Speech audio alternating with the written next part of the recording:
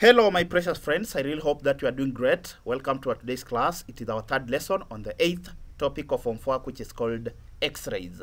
As usual, let me commence by giving the quote of the day, which states that comfort is the incubator that breeds stagnation. We shall discuss that quote at the end of our class today. So today we are looking at the various types of X-rays, and we are saying that there are two main types of X-rays. One is what we call the hard X-rays, and two is what we call the soft X-rays. Now, what are hard X-rays and how are they produced in an X-ray tube? So hard X-rays, these are X-rays which have very short wavelength, high frequency, and high penetrating powers. Then we are saying that the production of hard X-rays is done through the following process. So hard X-rays are usually produced by a high accelerating voltage, which simply produces fast-moving electrons. So if you want your X-rays to be hard or to have a very high penetrating power, and of course to be of very high frequency, you simply increase the accelerating voltage such that the electrons which are going to hit a metal target in order for them to produce X-rays are moving at a very high kinetic energy. Remember, the higher the accelerating voltage, the higher the kinetic energy of the electrons produced. Hence, when those electrons hit a metal target, they are going to produce fast-moving electrons, which will simply constitute X-rays which have a very high frequency and therefore high penetrating power because of the higher kinetic energy that such X-rays possess. So these are very common questions. You are usually asked to explain or to state how you can produce X-rays in an X-ray tube, or you can be told to explain how you can increase the penetrating powers of the X-rays produced. So the reason will be by increasing the accelerating voltage, or by making the high accelerating voltage to be higher. Then two, we look at what we call the soft X-rays, which are simply the opposite of hard X-rays. So remember, for the case of hard X-rays, we said that they have very short wavelength. In contrary, the soft X-rays have very short wavelength. Then we said hard X-rays have a high frequency. So in contrary, the soft X-rays have very low frequencies. Then we said that hard X-rays have very high penetrating powers. In contrary, the soft X-rays have very low penetrating powers. So soft X-rays are simply the opposite of hard X-rays. So soft X-rays, these are X-rays which have relatively longer wavelength, lower frequencies, and low penetrating powers. Then we are saying that soft X-rays are produced by low accelerating voltage.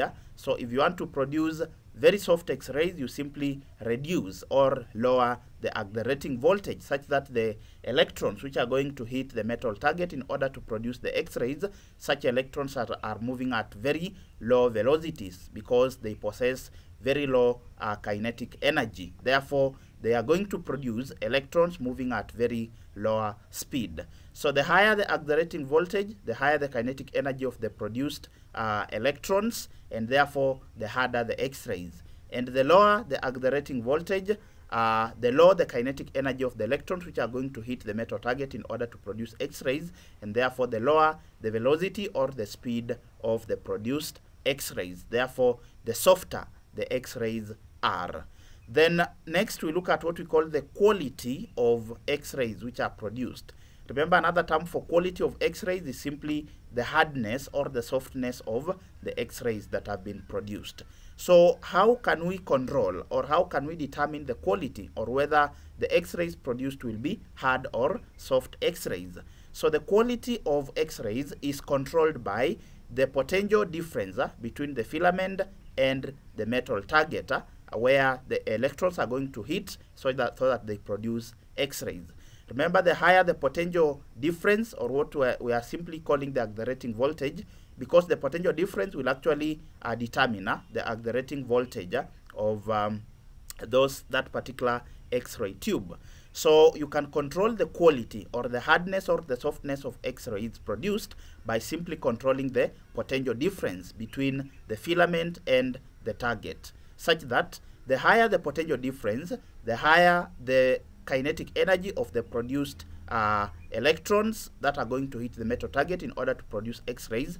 Therefore, the harder the X-rays produced. Because remember, we said hard X-rays have very high penetrating powers, which means that they have very high kinetic energy as a result of a higher potential difference between the filament and the target, which accelerates the electrons at very high velocities. Then 2, we look at what we call the quality, that is the quantity of X-rays. Another term for quantity is simply the intensity of X-rays, or simply the amount of X-rays that are produced. So of course the amount of X-rays produced will as well be determined by the number of electrons, of course, that are hitting the metal target at very high velocities in order for them to produce X-rays. So the quantity or the intensity or the amount of X-rays produced is controlled by the heating current, such that the higher the heating current, the more the electrons emitted, and hence the higher the quantity or the intensity or the amount of X-rays produced. So the heating current will determine the amount or the quantity or the intensity of the X-rays produced. Remember, intensity will simply mean the amount of X-rays that have been produced. Of course, if the heating current is too high, the higher the heating current, the more the electrons that are going to be ejected from the cathode in order for them to be accelerated towards the metal target, of course, by the anodes. Therefore, the higher the heating current, the more the electrons emitted, and hence the higher the quantity or the intensity or the amount of X-rays produced. So you can be asked a question like, you explain how you can increase the quantity of X-rays produced. The answer will be by simply increasing the heating current. Or explain how you can increase the intensity of X-rays produced. The answer will be by increasing the heating current. You can also be told to explain how you can reduce the intensity or how you can reduce the quantity of X-rays produced. The answer will be by lowering or reducing the heating current. Similarly, if you're asked to state how you can increase the quality or the hardness or the softness of X-rays produced, you simply say by increasing the potential difference between the filament and the target. Then if you're asked how to reduce the quality or the hardness or the softness of the X-rays produced, if you are told to state how to reduce the quality, by simply reducing the potential difference between the filament and the target. Next, we look at the uses of X-rays or applications of X-rays in real-life situations. So where do we use or where do we apply X-rays in real-life situations? So X-rays are heavily applied in medicine, and specifically the type of X-rays which is called the hard X-ray. The reason why we use hard X-rays is because of their properties, whereby we say that hard X-rays have a very high penetrating power. So hard X-rays can be used to detect fractured bones and dislocations within the body because of their higher penetrating power, hence helping the doctor to know exactly which bones to operate. Then 2, hard X-rays can also be used to locate foreign objects within the body, so that whoever is performing the treatment can know exactly which part of the body that needs to be operated on.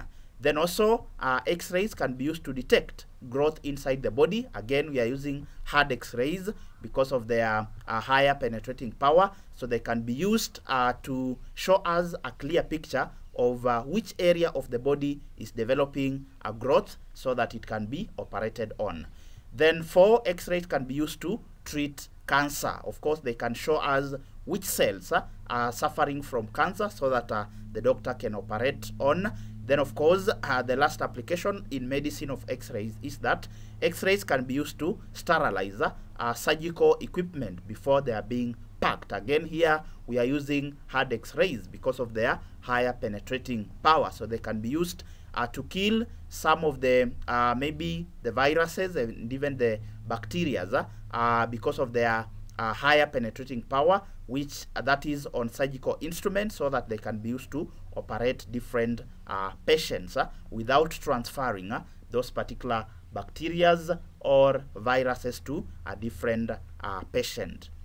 Then The second application of or use of X-rays is in industries, whereby you are saying that the hard X-rays, which have a very high penetrating power, can be used to detect flaws in metal castings and also in welding. So the hard X-rays are used because of their higher penetrating power. So they can penetrate through those particular metals to show you, to detect where the flaws are so that they can be rectified.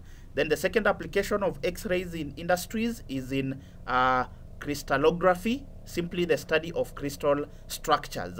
Then the last application of X-rays in industries is in that X-rays are used to inspect baggage at the airport for any dangerous weapon. Yeah, remember we said that hard X-rays have a very high penetrating power, so they can exactly paint for you a picture to see what is happening in those particular, that is what is carried in the baggage at the airport, so that if there is any dangerous weapons, they can actually be detected using those hard X-rays. Then we look at the dangers of X-rays is that we are saying that excessive exposure to X-rays can lead to cancer. It can also lead to cell mutation and also skill burns. So you are advised not to expose yourself to X-rays machines for a long period of time. And of course, we can reduce that by shielding the X-ray machines with concrete walls or simply the lead shields. So we are looking at the precautions of X-rays. One is that exposure to X-rays should be limited to a short time intervals, so as to prevent the dangers of cancer, cell mutation, and of course skin burns.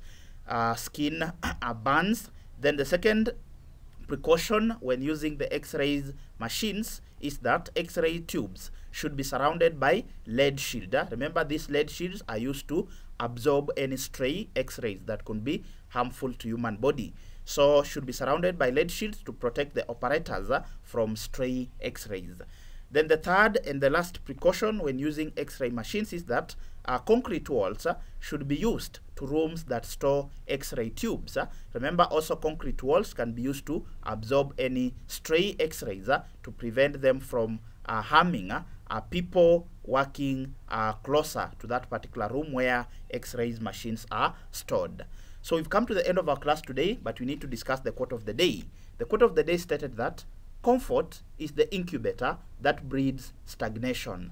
So the quote is reminding us that unless we get out of our comfort zones, we will never progress in life to achieve our dreams.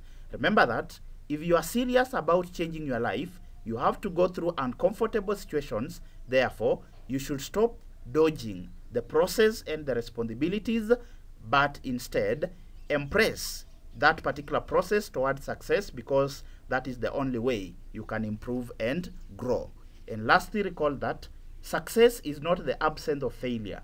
Rather, success is the persistence through failure. Thank you very much for accompanying me until the end of this particular lesson. I do not take it for granted.